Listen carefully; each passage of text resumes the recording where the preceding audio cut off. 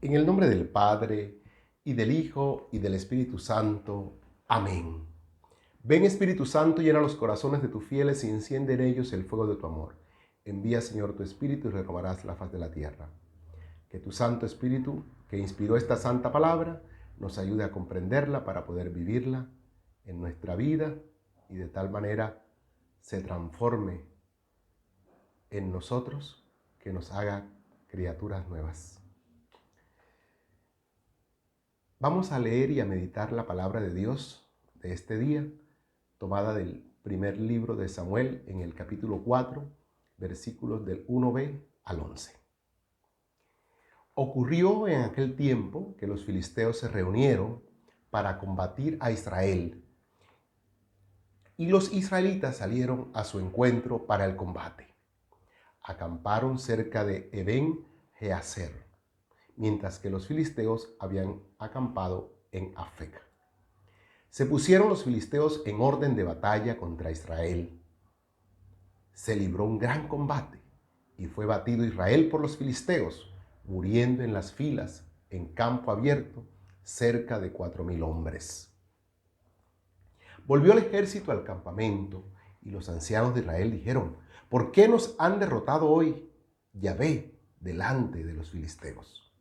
Vamos a buscar en Silo el arca de nuestro Dios, que venga en medio de nosotros y que nos salve del poder de nuestros enemigos.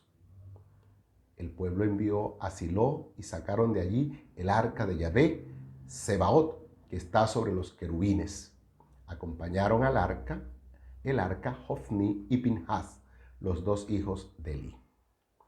Cuando el arca de Yahvé llegó al campamento, todos los israelitas lanzaron un gran clamor que hizo retemblar la tierra. Los filisteos oyeron el estruendo del clamoreo y dijeron: ¿qué significa este gran clamor en el campamento de los hebreos? Y se enteraron de que el arca de Yahvé había llegado al campamento. Temieron entonces los filisteos porque se decían: Dios ha venido al campamento. Y exclamaron: ¡ay de nosotros! Nunca había sucedido tal cosa.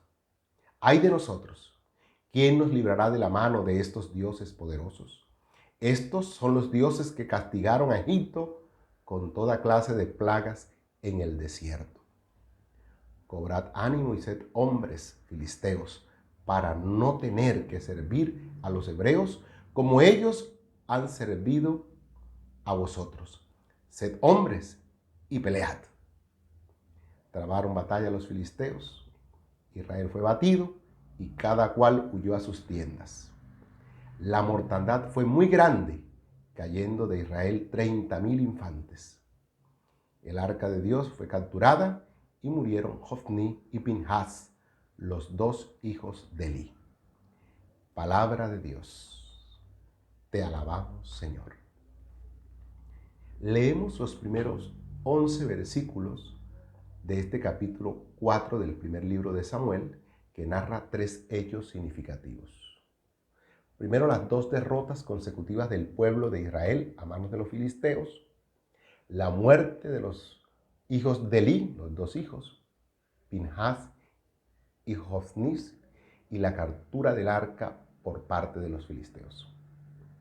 Hechos que pretenden hacer meditar sobre la vulnerabilidad de la nación israelita frente a los pueblos vecinos, rivales en la conquista de la tierra prometida. En segundo lugar, reflexionar sobre el cumplimiento de la palabra de Dios anunciada por medio de los profetas. El hombre de Dios en el capítulo 2 de Samuel, y en el capítulo 3 veíamos cómo Dios había anunciado por medio de Samuel la muerte de los 2 hijos de Eli y el fin del servicio sacerdotal de su familia. Finalmente, se pretende denunciar el culto idolátrico con el que pretendía honrar a Yahvé, equiparándolo a los dioses de los pueblos vecinos. Estas derrotas sucesivas desastrosas ponen en crisis el sistema organizativo que ellos tenían como nación, lo que los lleva a mirar hacia los otros pueblos, concluyendo que su fortaleza radica en la cohesión que al parecer les ofrece el sistema organizativo de la monarquía.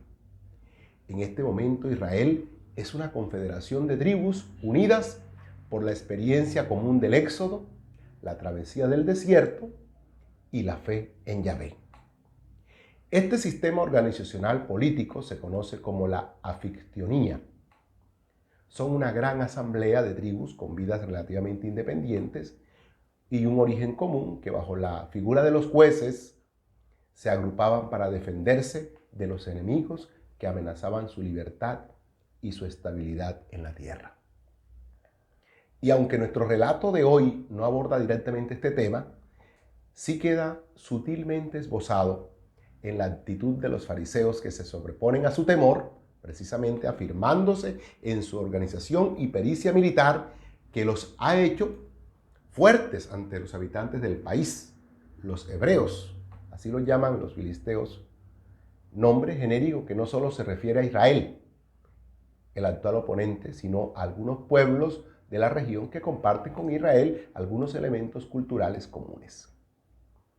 Paralelo a esta actitud de los filisteos está la de los israelitas, que se preguntan sobre la causa de su derrota y deduce que por alguna razón Dios los ha entregado en manos de sus enemigos. Entonces decide resolver la situación haciendo traer el arca de la alianza desde el santuario de Silo. Una decisión que revela la situación que vive el pueblo frente a Dios y su compromiso ante las exigencias de la alianza. El arca, que era un cofre donde guardaban las tablas de la ley y algunos recuerdos del desierto, los había acompañado en el desierto y a su entrada en la tierra prometida como centro y motor que animaba la vida de la comunidad. Pero ahora Yahvé, el Dios de los ejércitos, ya no encabeza la marcha del pueblo. Había sido apartado y su presencia ya no incidía en la vida de la comunidad.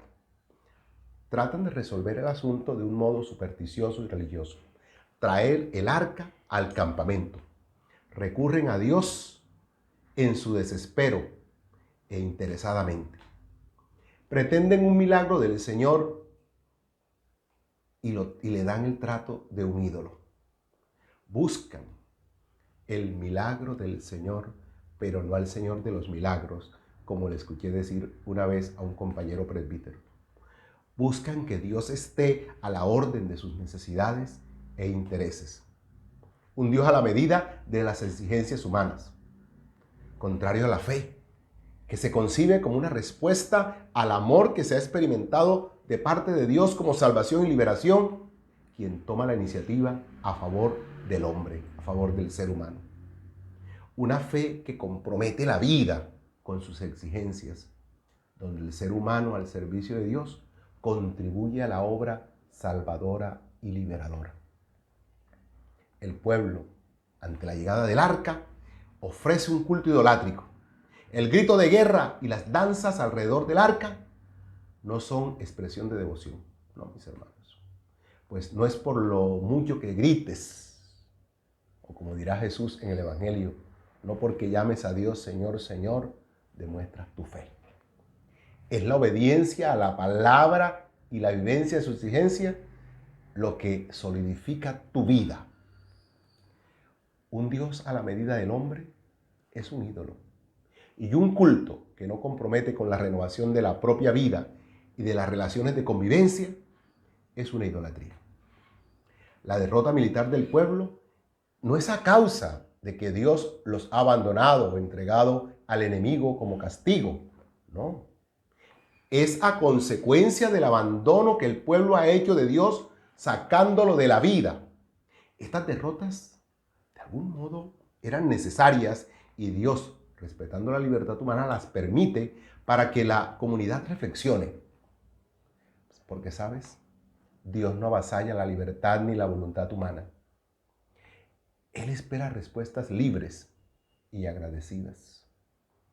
No se impone, se propone. No somete, sino que libera. No impone obligaciones, sino que nos reta con exigencias. La muerte de los hijos de Elí y el secuestro del arca son el epílogo que permite dos conclusiones. Primero, la palabra de Dios se cumple irremediablemente y el mal no prevalece. Y segundo, Dios no es un Dios de lugares, sino es un Dios de personas. El pueblo tendrá que aprender a descubrirlo en la vida, en la cotidianidad de su existencia. El Dios verdadero se resiste a ser manipulado y a que se conviertan los signos de su presencia y su culto en una idolatría. Encontramos aquí una lección para nosotros, para ti y para mí hoy. La fuerza y la cohesión del nuevo pueblo de Dios está en la fe, que hace de la vida cotidiana el escenario en el que se encuentra y se venera a Dios. Se le rinde un culto vital, no un culto ritual. Descubrimos en la Eucaristía, sacramento de la nueva alianza, el motor inspirador que compromete la vida a la manera de Jesús, animados por su mismo Espíritu. También esta palabra de hoy nos advierte del peligro de la idolatría que subyace en una pretendida devoción que pone a Dios por fuera de la vida, confinándolo a los templos. Escuchamos que mucha gente cree y quiere que la iglesia no opine sobre lo que acontece en la vida. Pretenden devociones en las cuales Dios no se meta en la vida y la intimidad de las personas, que separa la vida de la fe, del compromiso diario, en la consecución de formas de convivencia incluyentes, equitativas, que fomenten la justicia y la paz por el reconocimiento de la igualdad y la dignidad de todos los seres humanos. ¿Sabes? Tal vez han sido necesarias y seguirán siendo necesarias esas derrotas en algunas batallas para que nos demos cuenta de lo que se trata la fe. Dios jamás abandona. Dios jamás te abandona. Nosotros somos los que nos alejamos de Él. Pretender recurrir a su auxilio solo en las necesidades es darle trato de ídolo. Y Dios se resiste a cualquier forma de manipulación, aunque aparezca revestida de una piedad opulenta y ruidosa. Señor, que podamos solidificar nuestra vida en ti, por la vivencia de una fe comprometida. No permitas que caigamos en la tentación de la idolatría, para que siempre comprendamos que el culto que te honra es el amor vivido y comprometido con la causa humana, especialmente de los más pobres y desfavorecidos. Amén.